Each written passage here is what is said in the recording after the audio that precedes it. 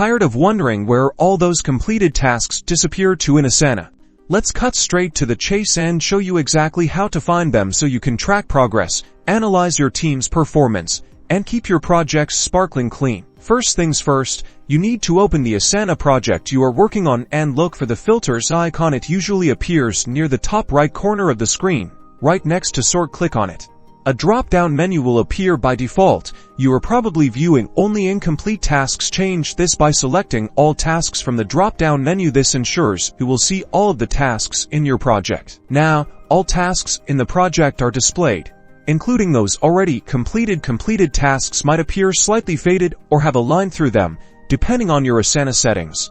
But if you only want to see the completed tasks and not the incomplete tasks, click on the Hide Completed Tasks button. Now, you will see a list of only completed tasks.